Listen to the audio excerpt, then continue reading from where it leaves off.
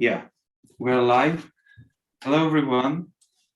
And so it's great to meet with you once again for our weekly webinar series. Today we have very special guest. So he's from Microsoft Genomics, and he's very successful researcher, and also he's contributor of Bioconductor. And so he's doing actually a lot of stuff connected with R.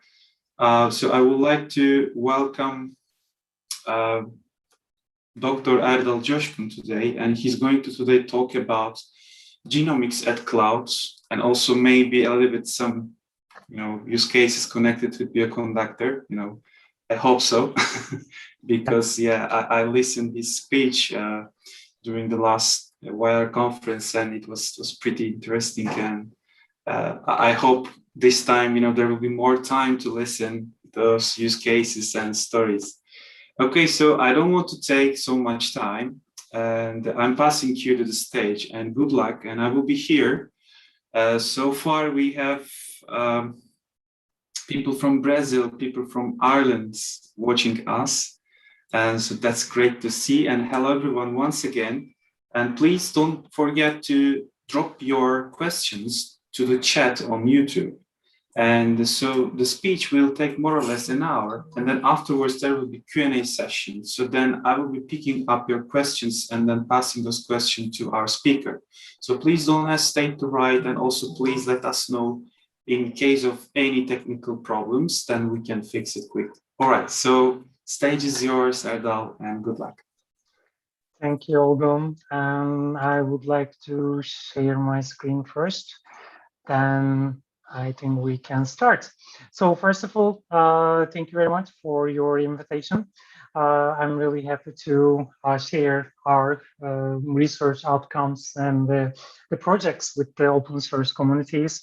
And today is a very special day for me for speaking in this session. So I'm a data scientist at Microsoft Genomics team. And I'm covering the data science workloads for Microsoft Research Genomics team. I'm usually trying to merge the genomics, the bioinformatics analysis, and the cloud technologies for specific projects and the specific outcomes. And today, I will just briefly talk about what's the overview of the genomics data analysis, what type of technical requirements we need or we are using today. I am responsible for a collaboration with our Bioconductor team. So therefore, I will share a couple of details about our collaboration, and I will give a special use case that I'm running for predicting the risk score of having some diseases with R and the other data science models. And definitely we have some challenges and opportunities of using R on cloud or on premises. And I will talk about these kind of challenges that we are facing today. And as you know, the cloud is a great environment that you can use for genomics data analysis. And I will share the upcoming, the use cases with the technologies that we are using on cloud.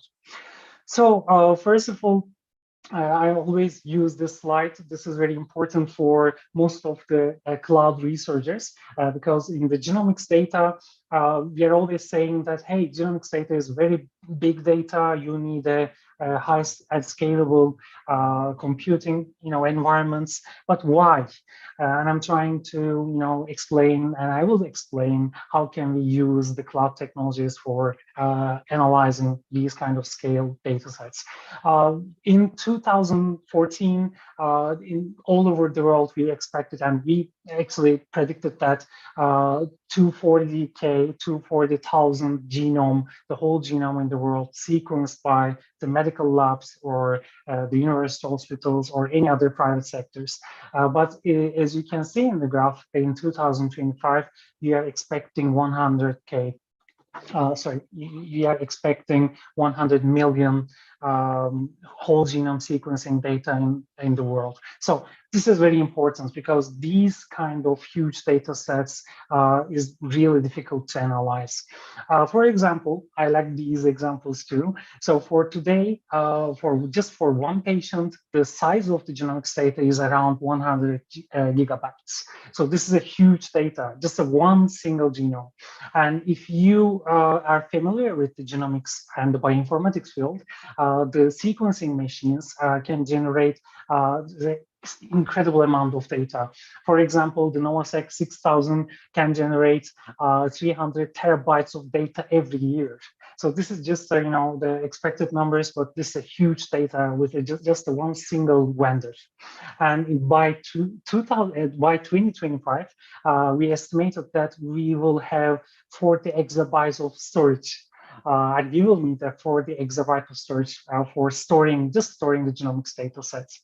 And this is just a storage side. So if you have a chance to store your data on your own premises or on your cloud storage accounts, it's okay, but still you need to analyze this data.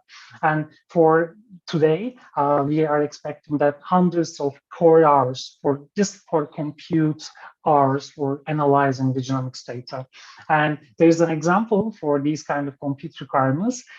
We expected that 9 million core hours to analyze the genomics data of everyone in the New York's Madison Square Garden. So 9 million core hours. So this means you need a place to store your data, you need a place to analyze your data, and most of the people in the bioinformatics field are using R for analyzing their data, for creating or deploying prediction models.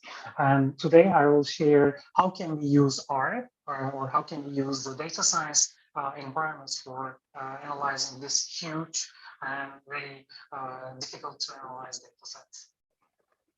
And this is just one single view for the genomics data science pipelines.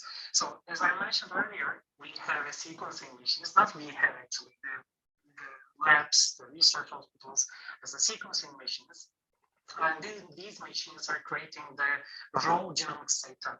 And the format of this data usually labeled like test queue or BAM or unmapped BAM files. So these are the raw data sets. And if you are familiar with the bioinformatics or the biology, these data sets has nucleotide information, just the letters, A, T, C, G. So these are the data sets that we need to preprocess and we need to analyze for analyzing the raw genomics data sets. So while analyzing these letters, we need to identify the risk of the specific patient, or we need to identify the specific importance of specific variants or genes. So these are the data science models, and these are the data science phase of these analysis.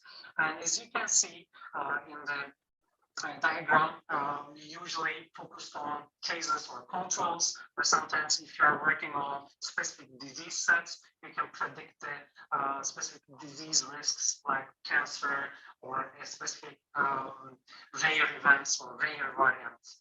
So on these cloud environments, we are processing the data, predicting our models, and definitely we need to store the processed data, and we need to save the processed data science and machine learning models. All of these stories and all of these analysis needs cloud technologies today. I'm a data scientist and I need to analyze thousands of genomics data. And for these kind of genomics data sets, we are processing the clinical data with the other reference databases and merge them on the cloud. On the regular genomics data analysis workflows, we usually started with sequencing, the first and primary. I think we have an issue in the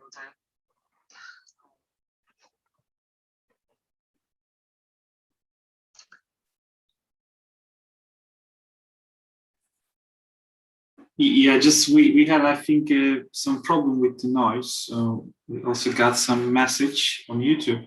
So there is some sort of distortion in the sound. At the beginning, it was perfect, but then we started to hear some distorted sound. Can you hear me well now? Perfect, perfect, great. All right. So please go ahead. Thank you.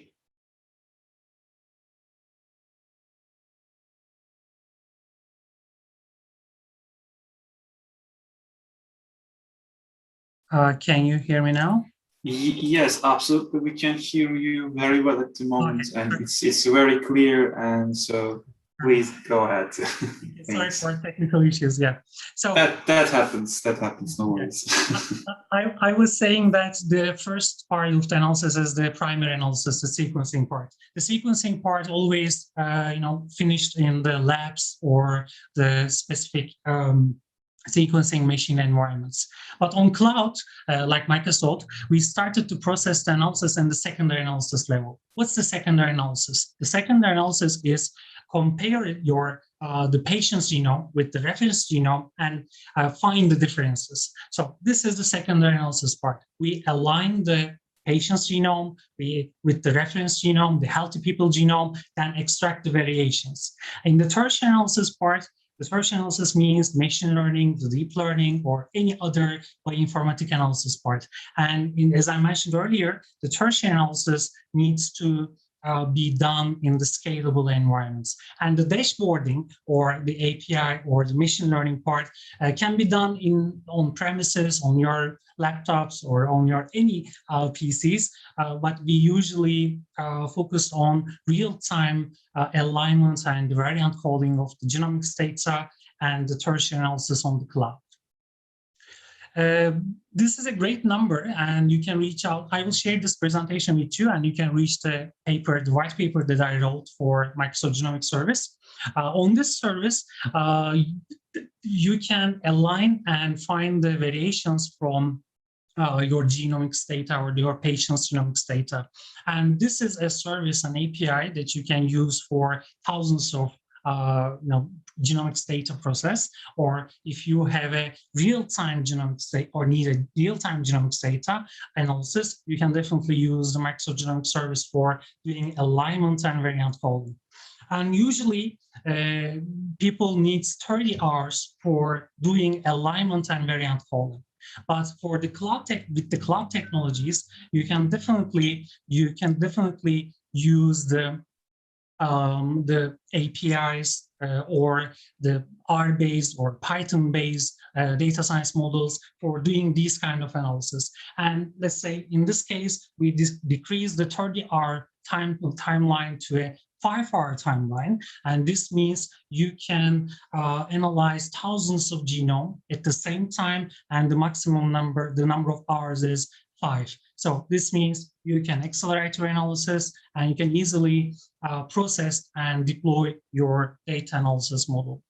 And this is a basic the regression model that I would like to highlight, because usually people are asking to me, hey, how can I analyze the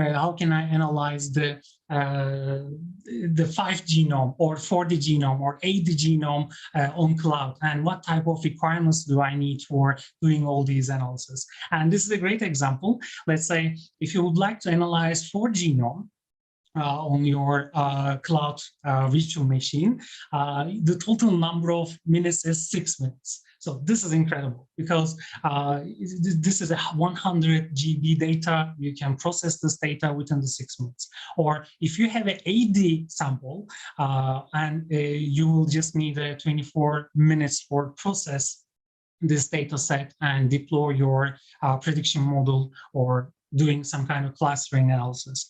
Therefore, if you would like to test these kind of environments, you have tons of options. Azure is one of the options in the cloud, the cloud vendors. But please, if you have a huge genomics data, please test it and use the cloud technologies for processing your data sets. And I will share in real time.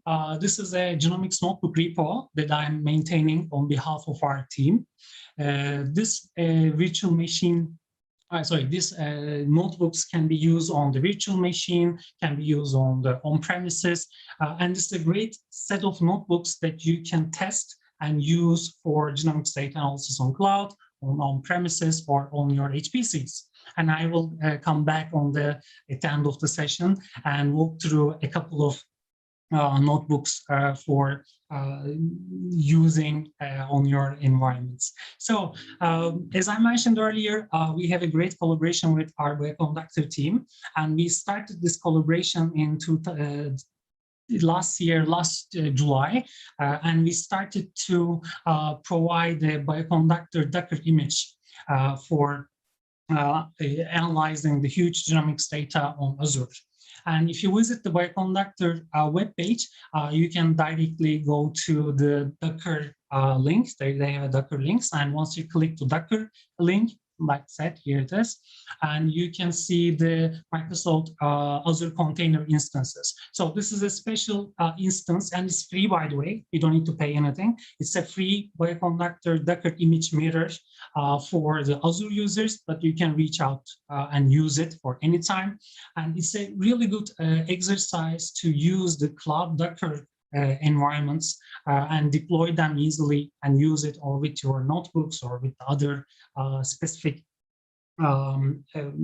pipelines.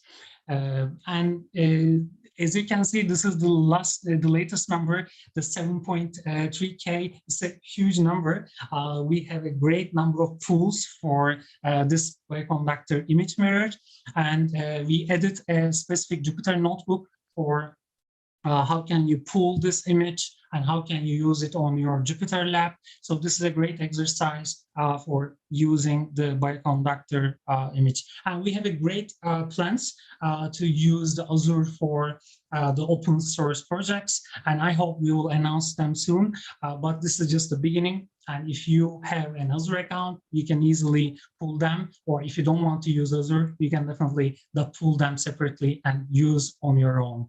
And it's the updated version, so whenever the Bioconductor team launched the new version or new release, you can definitely see this new image and the new release on the Microsoft Container Registry. And in the same page, you will see a great example of using this Docker image from your Explorer on RStudio. So for this case, you need an Azure account, but you can create a trial account. It's free. And whenever you have an Azure account, you can directly pull this Microsoft Azure Container Registry, the image, and use it on your Explorers. And probably if you're an RStudio user or R user, you should be very familiar with this kind of server base or the local RStudio usage. So you don't need any username or password, it's already there. So please visit the Bioconductor webpage for testing out the Microsoft image on the specific RStudio the Explorer use or the server use. And another collaboration outcome that we built is the data science virtual machine. So this is a special data science virtual machine for our Bioconductor. We created and deployed a centralized storage account for this data science VM. And whenever the user would like to deploy the virtual machine, and I will show it to you at the end of the session, it's really easy, just one click and deploy the data science VM. Whenever they deploy the data science VM, they will have the content that we built with Bioconductor team. For instance, the Bioconductor workflows, the Jupyter notebooks that we built as a Microsoft Genomics team, or any other the public data sets that we are sharing today. So in a single one virtual machine, you will see the centralized storage account, and you will have all these tools, including the deep learning tools or apps that you need, or specific R, Python, or any other tool kits. So the beauty of this data science VM, again, I would like to highlight it. You can find the whole workflows that Bioconductor team are publicly sharing, and you can use them on the data science virtual machine custom sample size. And even if you are not familiar with the genomics data analysis, we let's say in the regular data science or the machine learning models, we can analyze the data and we are creating our reports, and the experts on the domain can understand or can identify what's the value of your models or what's the value of your outcomes. So this is a very similar use case. In genomics, we can analyze data on cloud, thousands of genome, and we can find the candidate genes or candidate variants for predicting something that you are interested in. But the interesting point is the geneticists, the medical doctors, should identify the annotation or the previously reported results and compare our results with the literature results or their own databases. And the SNPF is a tool for doing these kind of annotation analysis. And I shared the notebook on the Genomics notebook repo. And you can easily use your annotation databases or the existing annotation database with SNPF and analyze with the R and the R-Bioconductor packages. This is one of the the earliest version of combining the existing cloud environment, the annotation tools, and plus you can easily identify the previously reported gene information or variant information with the SNPF. So please visit our Genomics notebook repo and you can download and use it with your own codes. And another project that I'm using with R is the Open Cravat. The Open Cravat is a open source tool deployed by a research team in Johns Hopkins University, and I'm running this project on behalf of our team for combining the existing visual annotation tools with the R or R-Bioconductors. And the main tool that I'm using is the Jupyter Notebooks and the Jupyter Lab for using these kind of open source projects, the great projects, and combine them with the existing R or R-Bioconductor packages. And if you are familiar with the 1000 Genome Project, it's a very popular and well-known genomics project, or 1000 Genome Project, or any other annotation databases that I listed in the Open Cravat page, you can easily use them on the virtual machine or your computer environment and created a structured and easy to analyze data sets for R or R-Bioconductor. This is one of the view and the visual that I'm using and sharing with our research stakeholders. As you can see, the Open Cravat tool can visualize the specific variants or specific number of variants in a specific chromosomes or specific important annotation information. And whenever I can visualize or create these visuals, I can easily extract the data behind these visuals and use it on my R pipelines or R-Bioconductor pipelines. This is another great example of using R with different environments. So I'm collaborating with the NVIDIA genomics team, the Parabricks team. So most of the researchers are using CPUs. It's normal because the GPUs are expensive. It's really difficult to find. But on cloud, we have different options for the GPUs. And NVIDIA genomics team are creating a great set of pipelines for analyzing your genomics data with the GPU-based tools or functions. And you can use them with a specific Jupyter notebook that I'm going to show. And once you analyze your data with the GPUs, it's really easy to combine with your R functions or R-Bioconductor functions. So as you can see, we have annotation tools, we have the APIs for analyzing data, the GPU-based analysis, our functions, and all of them created a structured data. And R and R-Bioconductor is a great set of tools for analyzing data that you can generate it from GPUs or CPUs or any other computer environments. And definitely it's free. You can download this notebook, and if you have a GPU, so you can use it. Or if you don't have any GPU, you can find in any cloud vendor, and you can use the NVIDIA Genomics team, the Parabricks team tools, and combine your articles. I'm very curious about the questions. I cannot see the questions now, but I hope you can note your questions. So one of the real world example that I'm using the R and R-Bioconductor for predicting the risk score is the sudden infant death project. So I'm the research partner of this project. So the Microsoft Genomics team and the other stakeholders and Seattle Children's Hospital are collaborating for predicting the sudden infant death risks with the genomics data. It's a very important project because the babies are dying after the week or maybe a day after they're born. So it's a very critical project that we can use the genomics data, the clinical data, for predicting the risk of the babies before they born or after, just after they born, and we can predict the risk of their sudden infant death syndrome.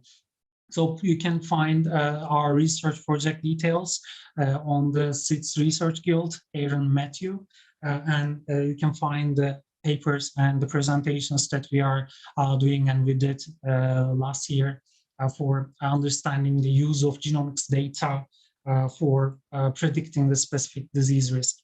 So, and how can I use R for these kind of projects? First of all, if you remember that the second analysis part is very critical, this is a phase for alignment and variant calling.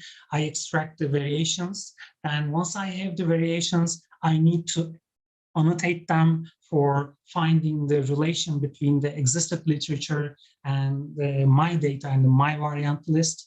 And then the data science part started in the tertiary analysis part. So we have a structured data frame for genomics variants, and we have a clinical parameters matrix, and we combine them on a single data frame. And once you combine these data sets, it's a regular data for me. So if you are working on finance or if you are working on any other domain, you will be very, you will have a great sense of data science on this part, because you can use bioconductor or any other R packages for analyzing this single data frame. And these single data frames can be very useful for visualize your results, the prediction results, or some kind of relational analysis or the multivariate or bioinformatic analysis. So this is an end-to-end process, and this is a private repo, but I will be happy to share it with you. So you just need to send an email to me, and you just need to upload your FASTQ files, and the pipeline will analyze your genomics and the clinical data frames and combine them and visualize them on the specific BI tools like Power BI. But as you can see, we are using tons of tools like SQL DBs, the blob storage, the Docker images, the bioconductor packages, or data science VMs. So you can easily combine all these tools and use them for the specific risk predictions. And one of the most frequently asked question is, how can I work on the genomics data? How can I train myself? Let's say I know how to use R, I know how to use R-Bioconductor, but how can I train myself? So this is another project that I'm running on behalf of our team again. So the genomics public data sets is free. It's a kind of repository that you can download the public data sets like 1000 genome or Illumina Platinum genome or human reference genomes. You will find the VCF, GVCF, or BAM files. These are the most and well-known data formats on genomics, and you can use them for download them or download to your cloud environment, and you can train yourself with doing some pre-processing analysis or doing some kind of the basic representation analysis with these genomics data set. So if you would like to learn the genomics data, please visit, it's free, Genomics public data sets. And I will talk about a couple of new applications that we have on Microsoft Genomics team. The one of them is the Kubernetes. So if you are familiar with the Kubernetes, this is a great toolkit or set of tools that you can automate your analysis. If you remember my previous slides, I shared the pipeline details with you. But in Kubernetes, you don't need to think about most of these details, including uploading your data. These kind of Kubernetes applications. So I hope we will release the Kubernetes samples with R or R-Bioconductor soon. But it's a set of tools that covers the virtual machine, the storage, and some kind of basic data representation, and the networking. So these kind of Kubernetes applications are very important for the security requirements, because the genomics data is very sensitive, and we should, or the researchers should, be very careful for storing this data, analyzing this data, and sharing these results or data sets with other researchers. Therefore, these kind of automation systems has a great advantages like networking, like data governance, or security and identity details. So how can I use these Kubernetes with Bioconductor, let's say?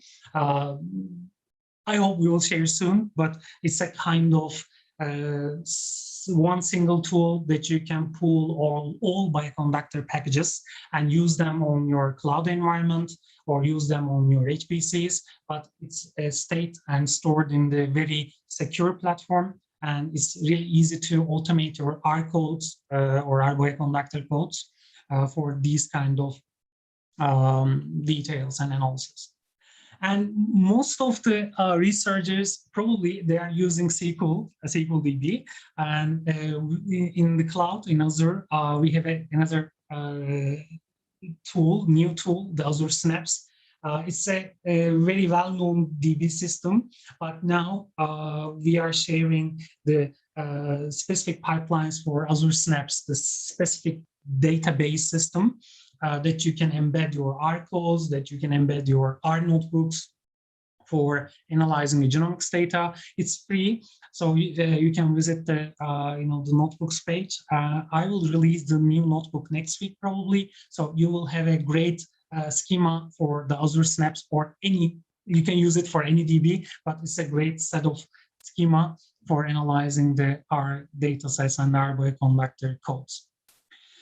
And I would like to share the storage technologies that I need for the genomics data analysis. One of them is the NFS, and another one is the regular HDFS. So these are the very well-known technologies, but as a data scientist, I need to store my data in a secure environment, and I need to reach or access this data whenever I will deploy a new data model or data science model. So if you are familiar with the data security, the identity, and data storage systems, you should be very familiar, but the NFS is a great example of using and pooling the genomics data on my storage account and use them for deploying it or updating my machine learning or deep learning model.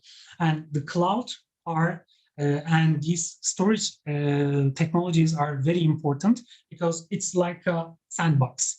If you have any issue with the storage account, probably you cannot train your model easily. Or if you have any issue with scaling your R codes or R Bioconductor codes, definitely you will have an issue. And the cloud and the cloud systems, not just like Azure, but most of the cloud vendors should provide these kind of combinations for the genomics data analysis or R use for the data science projects. And I like this view because it explained everything that I tried to explain to you. So definitely you need a platform that you can build everything that you have, like Kubernetes, the databases, the storage accounts, the virtual machines, or the notebooks, or Jupyter Lab. So you need a platform, and you can definitely check the access control mechanism for these kind of platforms.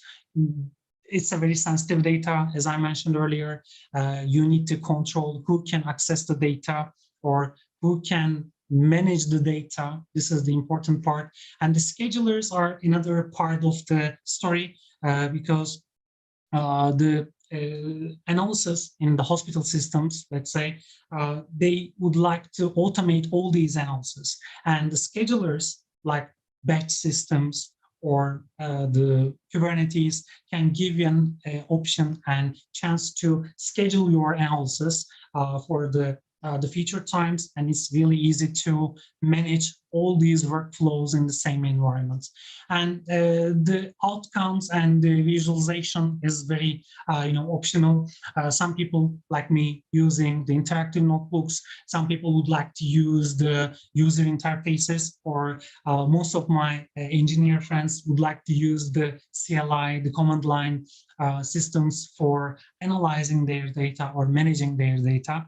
Everything depends on the user's choice, but I definitely recommend to use one single environment for deploying your R codes or R-Bioconductor codes and schedule the machine learning or deep learning models for the upcoming data analysis. So before going to the Genomics Notebook repo, feel free to send an email to me, and I will be happy to explain and share the other details that I cannot share today. So I was saying that the Genomics Notebook repo is very open source repo. You can visit this repo and find the set of Jupyter notebooks for doing the different data analysis. And most of them are using R kernels. Let's say the analysis from UBAM to structured data table analysis. The first notebook is a great example of using R and Python and the other specific genomics bioinformatics toolkits in the same notebook. And if you are familiar with the machine learning models and combining them to combine the genomics and the clinical data with machine learning, there's a great set of Jupyter notebooks in here. And in the same repo, you can find the bioconductor Docker image sample, and I will show it to you, but please feel free to download and pull the bioconductor Docker image from the container registry, Microsoft Container Registry. And in the same notebook, in the same repo, you can find the virtual machine templates that I mentioned. In these templates, there's a schema that you can find and understanding the details. And we have two options now. One of them is the Windows server, and one of them is the Ubuntu. So once you deploy these VMs, it's the one-click VM, and you will have all these tools, and you will have the Microsoft Genomics notebooks that I showed to you, the bioconductor workflows and the GATK, the regular, it's like a gold standard, the genomics data analysis toolkit. And for the Ubuntu, you will have the specific Ubuntu-based ML or deep learning models and deep learning tools, and plus the notebooks and other stuff. So it's free, so you can deploy it, and it's a great configuration that you can build by yourself, and you will find all these quick templates that I built and wrote for these notebook. And it's same for the NVIDIA Clara Parabricks collaboration. So you can follow this notebook and analyze your genomics data and use your own R codes and R-Bioconductor codes for the tertiary analysis, the downstream analysis part. And I recommended these two GPUs, but depends on you. So you can use these GPUs for analyzing the huge genomics data sets. And I would like to, sorry, yeah, here it is. I would like to show the bioconductor image on Azure notebook. So as you can see, it's really easy to pull the Docker image. And if you have an Azure account,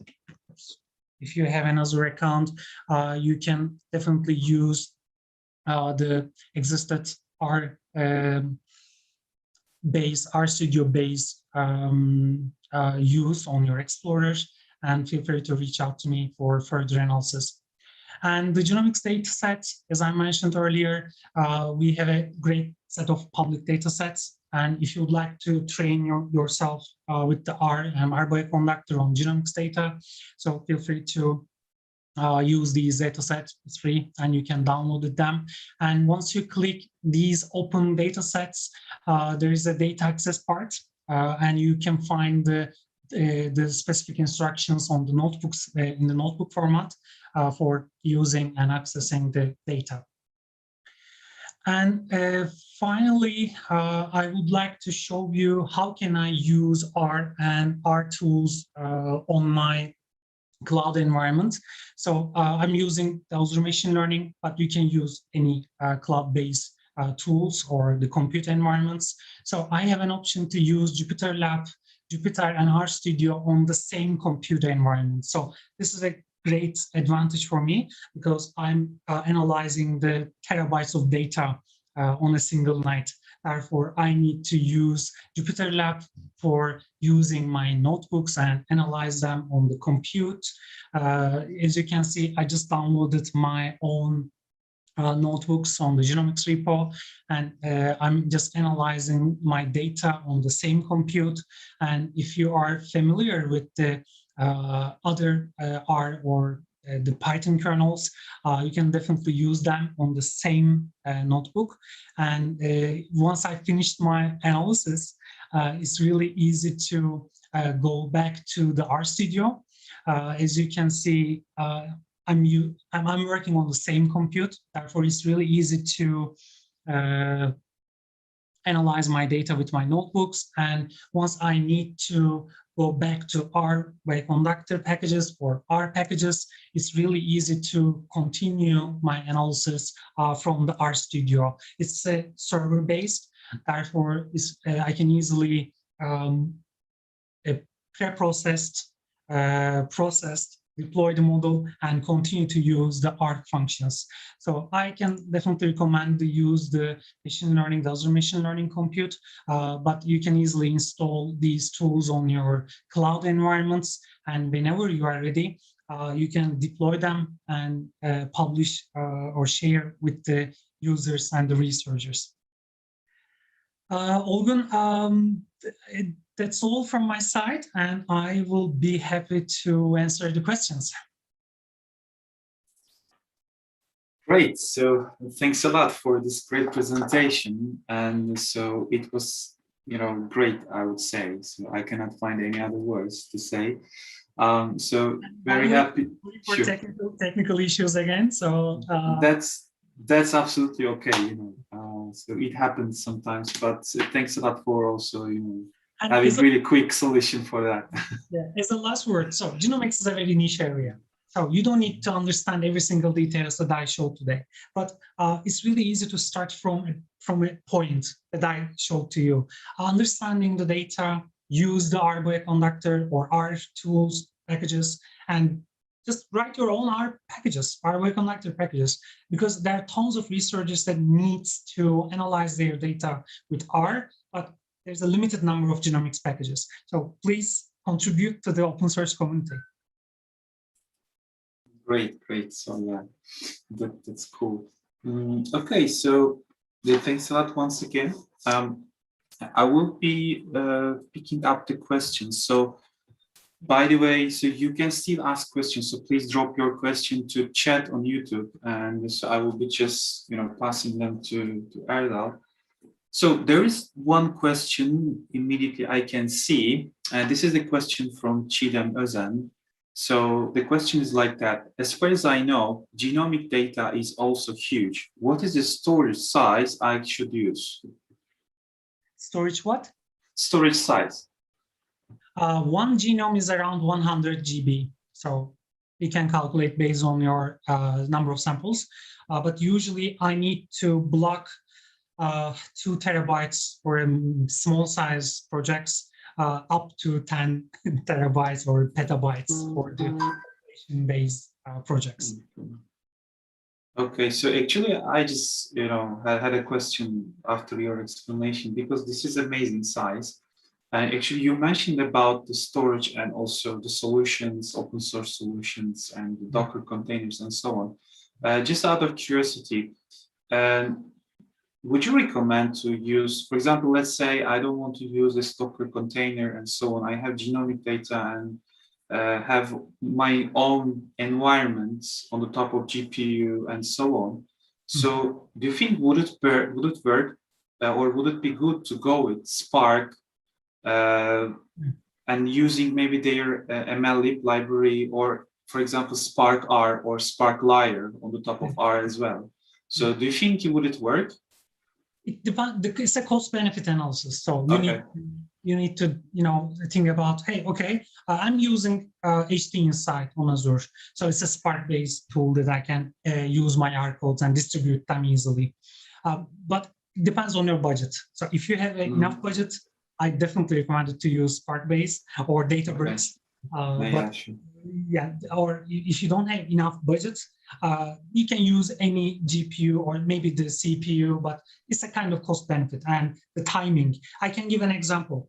In the hospitals, we are predicting the risk of specific disease. Therefore, they need a very fast and accurate results. Therefore, they can invest these kind of infrastructures to these infrastructures, and they can easily use them. But depends on the project.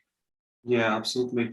But I think also there is, as you said, so there's a trade-off, right? So the first thing is absolutely money, and another thing also the amount of effort you need to put, right? So imagine you are basically constructing all of those environments on your own. So it's not as easy as just pulling a Docker, image. Maybe I can give another, so we can try it, and you can search the job descriptions. So it's really difficult to find a person who knows Spark, who knows R, who knows genomics, who knows machine learning or data or deep learning. So it's a kind of investment for young researchers. And if you'd like to continue on this path, it's a trade-off plus these kind of investment, the personal and the company investment process. Right. All right. So yeah, good to hear this as well. Okay. So one more question we got from Chidam. So the question is like this: do you have a plan to create a new project for scRNA-seq analysis? So I don't want to focus on data types or data formats. I would like to focus on the bioinformatic pipelines for all these formats and use the cloud for analyzing them and for analyzing these data sets. So I cannot directly say yes, but if I know which pipelines should I use for the new types of genomics data, because this state, maybe next year we will have another genomics format. So I don't want to focus on data. I would like to focus on the compute environment and my data science mentality for using or analyzing these data sets. All right. Okay. I hope this is the answer, Chidam. So I don't know, but I hope this. Yeah, Chidam, feel free to shoot another one. Okay, so she said single cell. Yeah, see, there are tons of single cell pipelines on the World Institute website or the GitHub.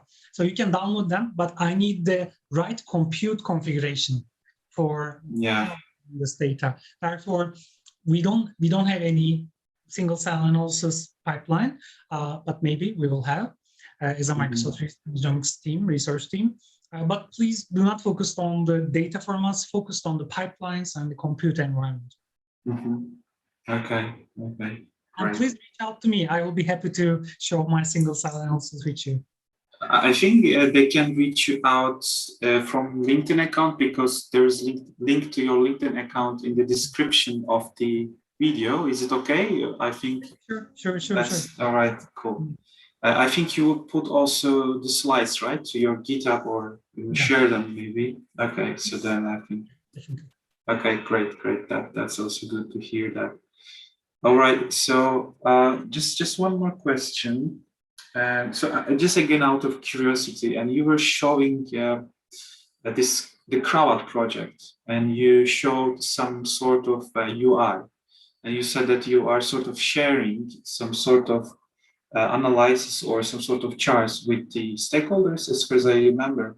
Just out of curiosity, what is the technology behind this UI? So is it somehow, I mean, as far as I could understand, it's not Shiny based. So which technology you use there? Or do you have any plan, for example, to switch to Shiny or something? It's a John Hopkins team's project. So this is their tool, and they're using apps and the other Java-based tools. But they are creating a great structured data for our use and our conductor use. So I'm interested in the output of their tools, but the UI is based on C# if I'm not wrong, but they have some kind of Java components too. Okay. Yeah, actually, no. They don't have to be so much pretty at the very beginning, as long as if they don't go to the end user. It's really difficult to draw a graph for genomics data sets. Therefore, we are focusing on the chromosome-based or variant-based information. So, but if we have any audience that would like to work on the visualization of the genomics data, I will be happy to work with them. So I hear it like, open for call for contributions, right? So, okay. So yeah, I just immediately, thought about D3JS also would be amazing to visualize those connections on the, genomics data and so on. Maybe this is not the right place, but Shiny definitely is a good tool for visualize the specific chromosomes, but not for the whole genome.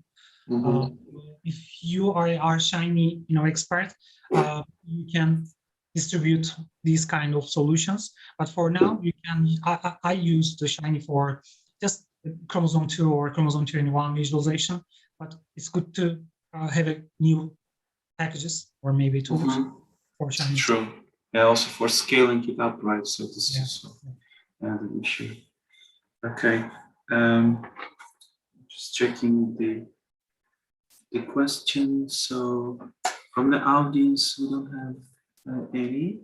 I have one more question, and so again, out of curiosity, and also maybe this will be also another call for contribution for open source project, and which is based on R and so on, and also which is good for the society, because you mentioned that you're contributing a lot of open source projects and they are directly touching to the human lives, right? So I'm curious, do you, for example, look for any researchers, or there are any fundings for such projects, so which are not commercialized, but just for, you know what I mean, right? So just curious if you can, elaborate on that a little bit.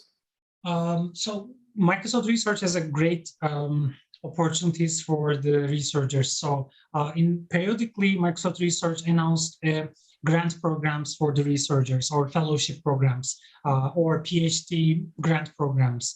So there are different options or opportunities, but as a genomics team, we don't have any specific project, but let's say the Open Cravat with John Hopkins, the NVIDIA team, or SNPF, bioconductors. So we are